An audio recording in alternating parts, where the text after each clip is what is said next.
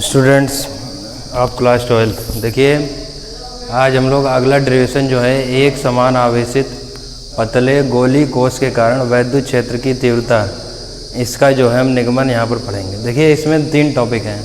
एक गोली कोश के बाहर उसका डेरिवेशन कैसे हो सकता है, और एक गोली कोश के पृष्ठ पर, दूसरा होगा गोली कोश के अंदर। इन पर हमें वैद्युत क्षेत्र की तीव्रताएँ निकालनी है। तो सबसे पहले क्या होगा, फिगर कैसे बनाते हैं। एक समान रूप से आवेशित पतले गोली कोश।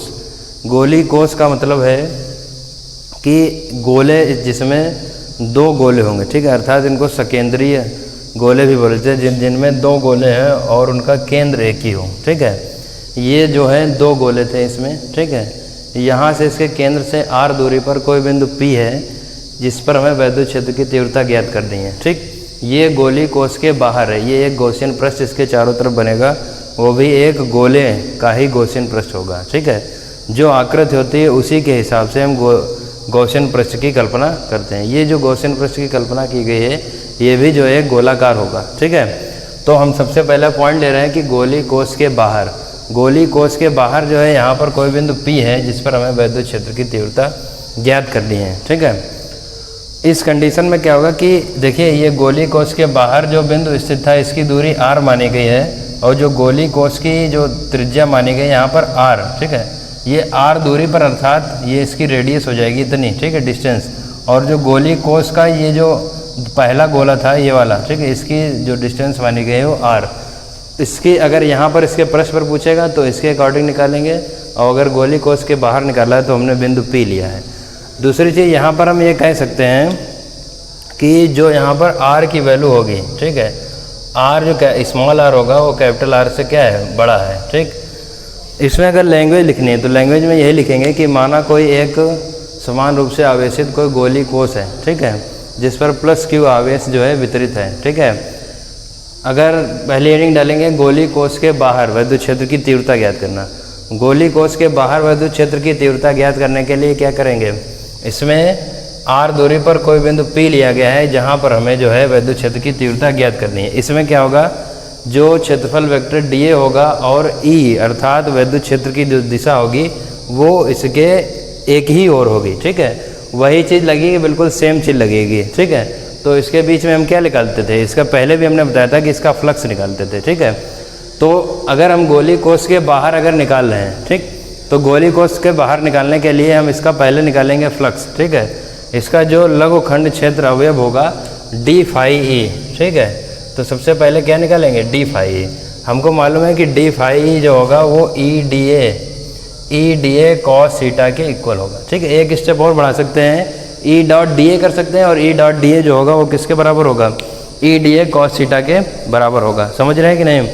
इसमें अगर एक स्टेप और बढ़ाना चाहें तो ऐसे लिख सकते हैं कि जो ये d phi e होगा वो e डॉट da के बराबर होगा। पीछे वाला चल रहा है वैद्युत फ्लक्स जो सबसे पहले बताया था, और जो d phi e होगा वो e da cos थीटा के बराबर होगा, ठीक है।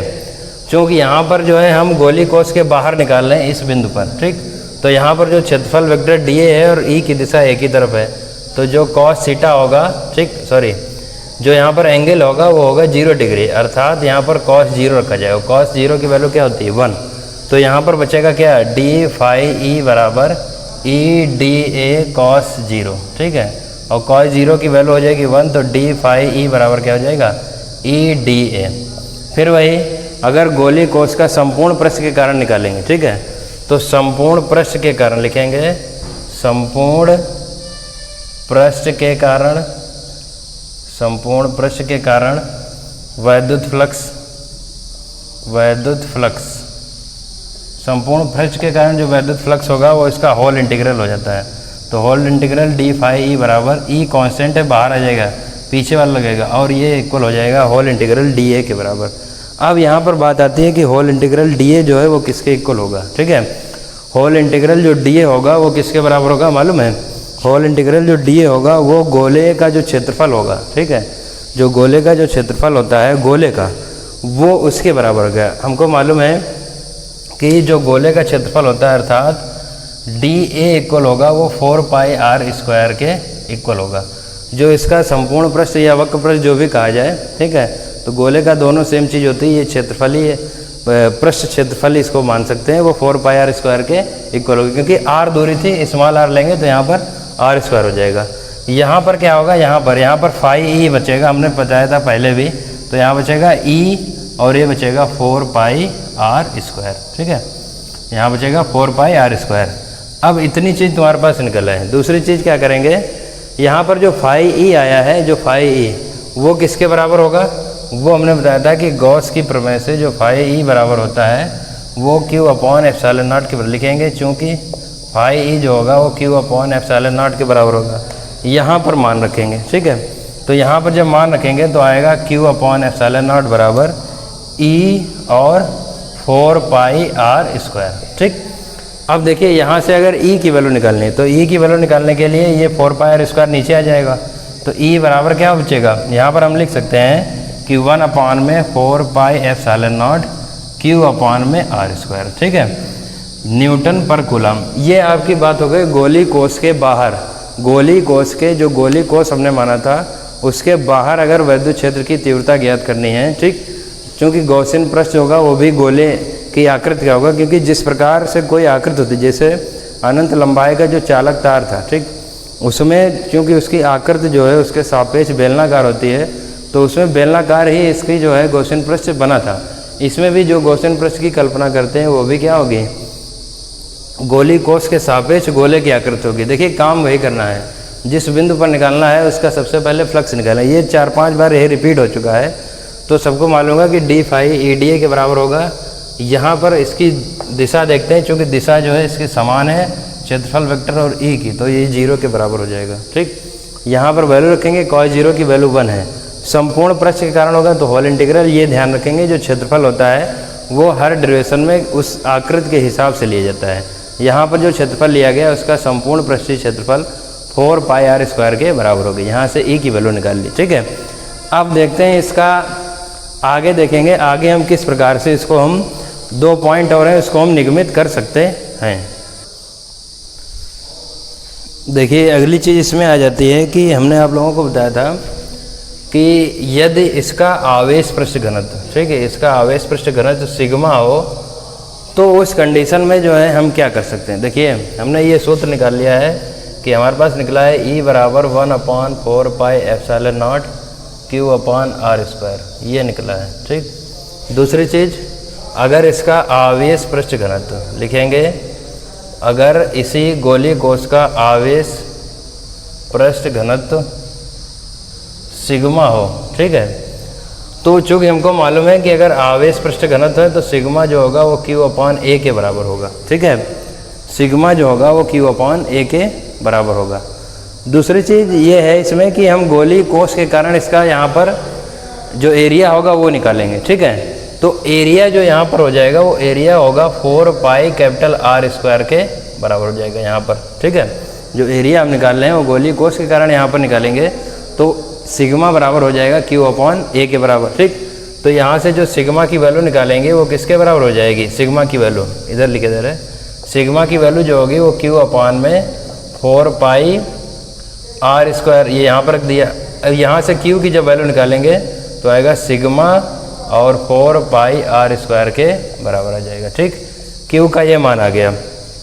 अब देखिए क्या करते हैं, हमने जो इक्वेशन निकाली थी ये वाली, ठीक है, हमने जो यहाँ पर इक्वेशन निकाली है, यदि हम इसका मान इस इक्वेशन में रखते हैं तो इसमें देखिए रिलेशन क्या निकलेगा। यहाँ पर रखिए E बराबर जो हमने निकाला है 1/4πε0 Q/r²। यहाँ पर यदि इसका मान रखा जाए, ठीक है, यहाँ पर जब हम इसका मान रखेंगे तो इसमें रिलेशन क्या निकलेगा। देखिए E बराबर 1/4πε0, Q की जगह रखेंगे क्या, सिग्मा 4πR² अपॉन में ये हो जाएगा R², ठीक है, 4π से 4π हमने काट दिया तो E बराबर यहाँ पर निकल के आया, ये बचा 1/ε0 और सिग्मा R² अपॉन में R²। या इसको ऐसे भी लिख सकते हैं कि E बराबर सिग्मा अपॉन ε0 R² अपॉन में R², ठीक, न्यूटन पर कूलम, ठीक। एक रिलेशन ये भी निकला है। दूसरी चीज़, रिलेशन के बाद में यदि हम ये कहना चाहें कि इसका निष्कर्ष क्या हम निकाल सकते हैं। तो देखिए निष्कर्ष निकालने का मतलब ये हो गया कि जो ई होगा, ठीक है, ई जो होगा वो 1/r² के व्युत्क्रमानुपाती होगा, ठीक है। अर्थात जैसे जैसे हम इसकी दूरी बढ़ाएंगे, किसकी, गोली कोष की, ठीक है, वैसे वैसे वैद्युत क्षेत्र की तीव्रता घटेगी, क्योंकि ये इसके इनडायरेक्टली प्रोपोर्शनल है, ठीक है, इन्वर्सली प्रोपोर्शनल बोल सकते हैं इसको, ठीक है। आर का मान जैसे जैसे बढ़ाएंगे वैसे ई का मान क्या होगा, घटेगा, ठीक। अब देखिए अगली चीज़ इसमें देखते हैं कि यदि गोली कोष के पृष्ठ पर, ठीक, ये चीज़ सभी लोग आप लोग नोट कर लीजिएगा, उसी में है, इसके आगे आवेश पृष्ठ घनत्व सिग्मा बराबर Q/A है अगर, ठीक, तो उसमें जो है हम अगर एरिया उसका निकाल रहे हैं गोली कोष का, यहाँ 4πr² होगा। Q की वैल्यू जो है, Q की वैल्यू जो है फिर से यहाँ पर जो इक्वेशन हमने निकाले थे उसमें रखा गया है, तो वहाँ से हमारा रिलेशन क्या बनेगा। दूसरा जो पॉइंट है इसमें अभी गोली कोष के बाहर निकाला था, अब निकालेंगे गोली कोष के पृष्ठ पर, ठीक है। जो गोली कोष होगा, ठीक, हमने तो इससे पहले बाहर निकाला था, गोली कोष के जो पृष्ठ होगा उसमें देखिए क्या होगा, उसमें आवेश जो है वही रहेगा, ठीक, आवेश वही रहेगा। चेंज क्या होगा ये समझ लीजिए, चेंज ये होगा कि जो आपकी जो दूरी दी थी उसमें स्मॉल r ली गई थी, इसमें क्या लेंगे, इसमें हम लोग लेंगे कैपिटल R, ठीक है। जो दूरी ली गई थी इसमें स्मॉल r, इसमें क्या लेंगे। दूसरा पॉइंट है गोली कोष के पृष्ठ पर, गोली कोष के पृष्ठ पर, ठीक है। पृष्ठ पर देखिए क्या होगा, इसमें केवल एक कंडीशन है, आवेश देखिए सेम रहेगा, ठीक है, आवेश तो वही रहेगा जो गोली कोष का है। इसमें यहाँ पर चेंजेबल क्या होगा, जो स्मॉल r की वैल्यू थी वो कैपिटल R के बराबर हो जाएगी, समझ रहे हैं कि नहीं। जो स्मॉल r की वैल्यू थी वो किसके बराबर हो जाएगी, कैपिटल R के बराबर हो जाएगी, क्योंकि उसकी जो है बिंदु O से केंद्र से दूरी जो होगी वो समान होगी जो इसके द्वारा आवेश वितरित किया गया, ठीक। तो हमने पीछे जो वैल्यू निकाली थी कि हमने निकाला था E बराबर 1/4πε0 Q/ में निकाला था 4πr², यहाँ पर भी होगा 4πr², लेकिन ये किसके इक्वल होगा, कैपिटल R के इक्वल, ठीक। अर्थात हम ये कह सकते हैं कि जो गोली कोष के पृष्ठ पर वैद्युत क्षेत्र की तीव्रता होगी वो E = 1/4πε0 Q/r² के इक्वल होगी, ठीक है। सॉरी, यहाँ पर जो है आपका, एक मिनट, यहाँ पर 4πr² नहीं होगा, वो फार्मूला हमने ये निकाला था, एक मिनट, फार्मूला ये निकाला था E = 1/4πε0 Q/ में इसका होगा कैपिटल R², ठीक, न्यूटन पर कूलम, ठीक। ये निकल के आएगा जैसे हमने उसमें किया था कि जो E होगा वो E × में जो इसका पूरा क्षेत्रफल वेक्टर निकाला था वो 4πr², तो 4πr², और ये बराबर होगा Q/ में ε0 के इक्वल, ठीक है। तो जब इसको सॉल्व करेंगे तो ये आएगा E बराबर 1/4πε0 Q/ में r², ठीक है।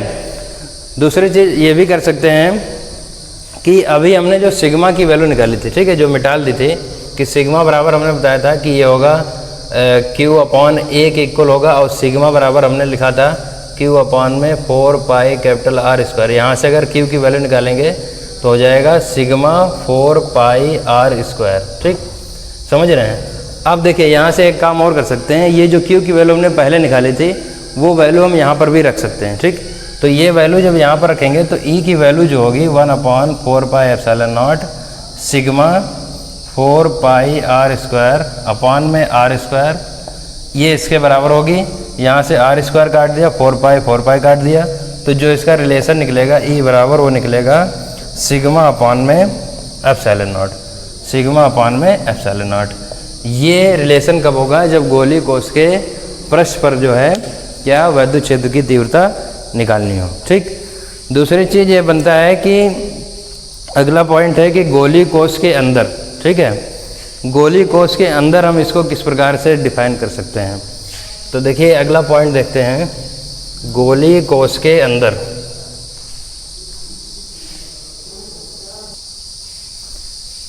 देखिए गोली कोष के अंदर क्या होगा, गोली कोष के अंदर इतना याद रखिएगा, ये 1 नंबर में भी पूछा जाता है। गोली कोष के अंदर जो होगा वो, चूँकि इसका आवेश जो होगा, ठीक, जो गोली कोष होगा उसमें क्या होगा, इसका जो आवेश वितरित था वो आवेश जो है 0 के बराबर होगा, ठीक है। गोली कोष के अंदर जब हम ये कहते हैं कि अगर वैद्युत क्षेत्र की तीव्रता निकाल रहे हैं तो उस कंडीशन में जो उसका कुल आवेश होगा वो शून्य के बराबर होगा। क्योंकि जब आवेश शून्य होगा तो उसमें क्या होता है, हमको मालूम है कि जो E होता है वो डिपेंडेबल होता है Q पर, ठीक है, अर्थात E जो है डायरेक्टली प्रोपोर्शनल Q के होता है। तो यदि आवेश शून्य होगा तो वैद्युत क्षेत्र की तीव्रता भी क्या होगी, शून्य होगी। तो हम ये कह सकते हैं कि जो गोलीय कोश के अंदर वैद्युत क्षेत्र की तीव्रता होगी वो किसके बराबर होती है, शून्य के बराबर। इसमें जो है 3 पॉइंट लिखेगा, एक गोलीय कोश के पृष्ठ के बाहर, एक गोलीय कोश के पृष्ठ पर और एक गोलीय कोश के अंदर कितनी तीव्रताएं हो सकती हैं ये आपको लिखना है। और ये डेरिवेशन जो है इम्पॉर्टेंट भी है, आ भी सकता है, ठीक है, एग्जाम में पूछा भी गया है कई बार। तो इतना स्टडी करिए, बाकी का जो होगा वीडियो लेक्चर वो नेक्स्ट वीडियो में।